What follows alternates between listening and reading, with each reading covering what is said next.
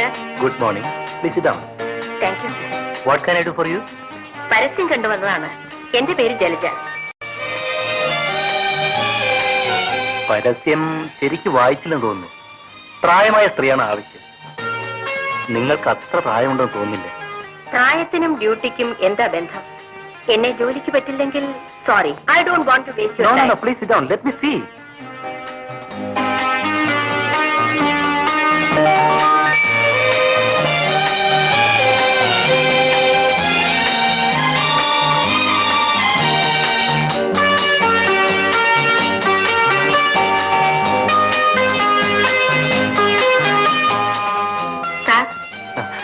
എന്താ ആലോചിക്കുന്നത്? ഒന്നുമില്ല. അല്ല, നിങ്ങൾ പറഞ്ഞത് ശരിയാണ്. ഡ്യൂട്ടിക്കും പ്രായത്തിനും എന്ത് ബന്ധം? ഇക്കാര്യത്തിൽ തീരുമാനം എടുക്കേണ്ടത് 60 വയസ്സ് പ്രായമുള്ള ഒരു സ്ത്രീയാണ്. കേദാർ മഹാറാണിക്കാണ് നഴ്സിന് വേണ്ടത്. ഞാൻ മഹാറാണിയുടെ വ്യക്തിപരമായ കാര്യങ്ങളും സാമ്പത്തിക കാര്യങ്ങളും നോക്കുന്ന ഒരു മാനേജറാണ്. എന്റെ സീനിയർ മിസ്റ്റർ പ്രഭാകരനാണ് മഹാറാണിയുടെ നിയമോപദേശകൻ. നേരത്തെ ജോലി ചെയ്യുന്നത് പ്രായമായൊരു സ്ത്രീയായിരുന്നു. ആ സ്ത്രീ മരിച്ചു. അതിനു പകരം നിയമിക്കാനാണ്. ചെറുപ്പക്കാരിയായി നിങ്ങളെ അവർക്ക് എത്രത്തോളം ഇഷ്ടപ്പെടുമെന്ന് എനിക്ക് പറയാൻ വയ്യ.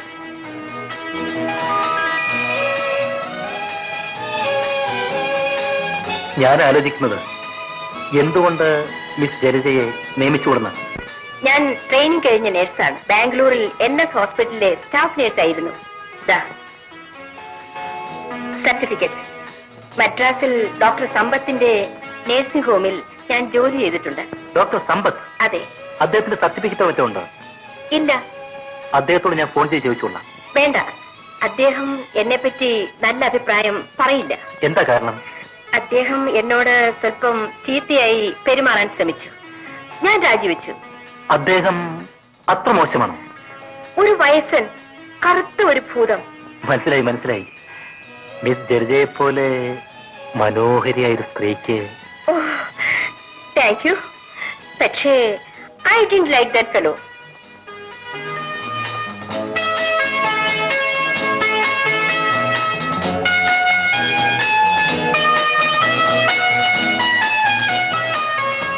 എന്റെ അച്ഛൻ റാണിയുടെ കച്ചേരിക്ക് വയലിൻ വായിച്ചിട്ടുണ്ട്.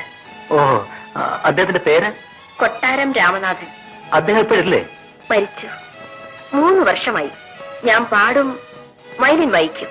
പക്ഷേ അതുകൊണ്ട് മാത്രം ഒരു സ്ത്രീക്ക് ജീവിക്കാൻ പ്രയാസമായതുകൊണ്ടാണ് നഴ്സായി ട്രെയിനിങ് കഴിച്ച് ജോലിക്ക് പോയത്.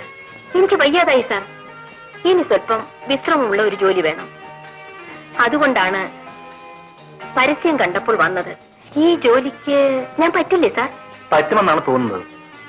പക്ഷേ വയസ്സ് പറയുമ്പോ മഹാറാണിയുടെ പ്രതികരണം എന്തായിരിക്കുമെന്നാണ് ആലോചിക്കുന്നത്. ആട്ടെ, വയസ്സ് ഇപ്പൊ എത്രയായി? 28. സർട്ടിഫിക്കറ്റ് കാണണോ സാർ? വേണ്ട. ഞാൻ മഹാറാണിയോട് നിങ്ങൾക്ക് 38 വയസ്സായെന്നാണ് പറയാൻ പോകുന്നത്. വിഷമമുണ്ടോ? ഇല്ല സാർ. ഇന്ന് വൈകുന്നേരം ഞാൻ മഹാറാണി കാണും. കുറെ പേപ്പേഴ്സ് ഒപ്പിടിക്കാനുണ്ട്. അപ്പോൾ നിങ്ങളെക്കുറിച്ച് ഞാൻ സംസാരിക്കാം. Thank you sir. ശമ്പളത്തിന്റെ കാര്യം നിങ്ങൾ ചോദിച്ചില്ലല്ലോ. എല്ലാ ചിലവുകളും കഴിഞ്ഞ് മാസം 300 രൂപ കിട്ടും. അതുപോലെ മതി സാർ. നാളെ വൈകുന്നേരം 5 മണിക്ക് നിങ്ങൾ വന്നാൽ ഞാൻ മഹാറാണിയുടെ തീരുമാനം അറിയിക്കും. ശരി സാർ.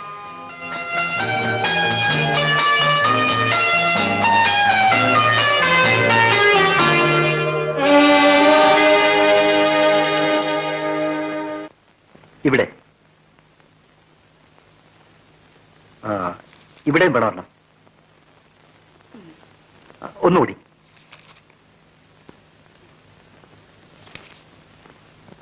സുന്ദരേശൻ പറഞ്ഞിടത്തൊക്കെ ഞാൻ ഒപ്പിട്ടിട്ടുണ്ട്. ഒന്നും എനിക്ക് കാണാൻ വയ്യന്നേ. സെക്യൂരിറ്റി ബോൺസ്, യൂണിറ്റ് ട്രസ്റ്റ്, ഇതിന്റെ പേപ്പേഴ്സ് ആണ്. പിന്നെ എസ്റ്റേറ്റിന് ചില കറസ്പോണ്ടൻസും ഉണ്ട്. എന്തോ ആട്ടെ, എല്ലാം സുന്ദരേശൻ നോക്കിയാ മതി. പിന്നെ പത്രത്തിൽ പരസ്യം ചെയ്തിട്ട് നാൻസി എന്ന ഒരു സ്ത്രീ മാത്രമേ അപേക്ഷിച്ചുള്ളൂ. 19 അപേക്ഷ കിട്ടി. അതിൽ ഈ സ്ത്രീക്കും മറ്റൊരു സ്ത്രീക്കും മാത്രമേ യോഗ്യതയുള്ളൂ. ഏതാ മറ്റേ സ്ത്രീ? മറ്റേ സ്ത്രീ ഒരു മിസ് ജലജയാണ്. ട്രെയിൻഡ് നഴ്സാണ്. ഷോർട്ട് ഹാൻഡും ടൈപ്പിംഗ് ഒക്കെ അറിയും. കൊള്ളാം. കൊട്ടാരം രാമനാഥന്റെ മകളാണ്.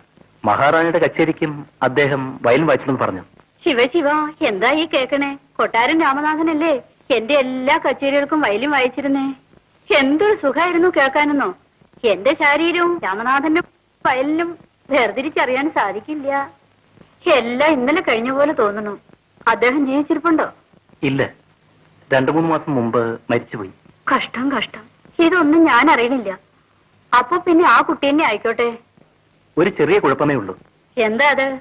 ആ സ്ത്രീക്ക് മഹാറാണി പറഞ്ഞത്ര പ്രായമില്ല. ഇവരുടെ കാര്യത്തിൽ അത് അത്ര സാരാക്കണ്ട. 2-3 മാസം ഇവിടെ എന്റെ കൂടെ നിക്കട്ടെ. പറ്റുമെങ്കിൽ പിന്നെ സ്ഥിരാക്കാം. എന്നാ ഞാൻ ഇറങ്ങട്ടെ? നിൽക്കൂ സുന്ദരേശ, എന്താ അത്ര ധൃതി? സ്വല്പം ജോലിയുണ്ട്. സുന്ദരേശന് എന്നും തിരക്കാം. വന്നാ ഉടനെ പോണം. എന്താ വല്ല ചെറുപ്പക്കാരി പെണ്ണുങ്ങളോടും കാത്തിരിക്കാൻ പറഞ്ഞിട്ടുണ്ടോ? മഹാറാണി, ഞാൻ അത്രക്കാരനല്ല. എനിക്ക് അതൊന്നും ഇഷ്ടമല്ല. പെണ്ണായിട്ട് ഞാൻ ആകെ സംസാരിക്കുന്നത് മഹാറാണിയോടാണ്. അത് മതി. എന്നും ഇങ്ങനെ നല്ല കുട്ടിയായി കഴിയണം. എന്തെങ്കിലും ചീത്തത്തരമുണ്ടെന്ന് കേട്ടാലേ ഞാൻ മുഖത്ത് നോക്കൂല. ഈ കോവിലകവുമായി ഒരു ബന്ധവും ഉണ്ടാവില്ല. ഈ കോവിലകവും തമ്പുരാട്ടിയുമായുള്ള ബന്ധം പോകാൻ ഞാൻ ഇടവരുത്തില്ല. ഞാൻ ഇറങ്ങട്ടെ?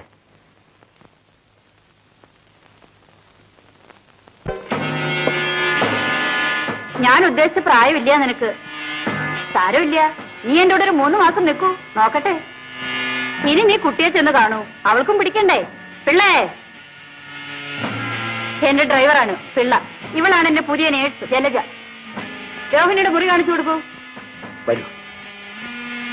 ശാരദേ, എനിക്ക് കുടിക്കാൻ എന്തെങ്കിലും കൊണ്ടുവരൂ. ശരി.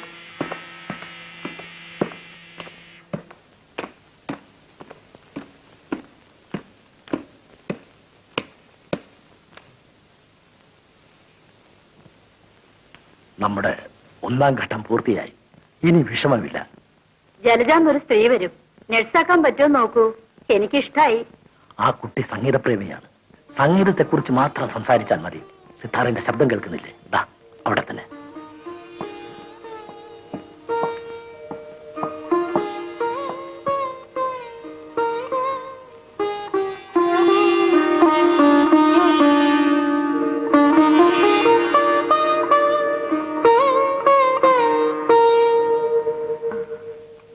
ജലജയല്ലേ? അതെ. അമ്മുമ്മ ഇപ്പൊ വിളിച്ചു പറഞ്ഞു. ഇരിക്കൂ. വേണ്ട, ഞാനിവിടെ നിന്നോളാം. ഏതാ നാട്? കൊട്ടാരം രാമനാഥന്റെ മകളാണ്. വയലിനിസ്റ്റ് രാമനാഥന്റെയോ? അതെ. അപ്പോൾ ജലജയ്ക്ക് സംഗീതം അറിയണമല്ലോ. കുറേശ്ശെ അറിയാം. തമ്പുരാട്ടി സിത്താർ വായിക്കുന്നത് ഞാൻ വരുമ്പോൾ കേട്ടു. മനോഹരമായിരിക്കുന്നു. ആരാ പഠിപ്പിച്ചത്? മാധവറാവു. സിത്താർ മാധവറാവോ? അതെ. അദ്ദേഹം മരിച്ചതിന് ശേഷം അദ്ദേഹത്തിന്റെ മകൻ ജയദേവനാ പഠിപ്പിച്ചത്. ശരി, പോയിക്കോളൂ.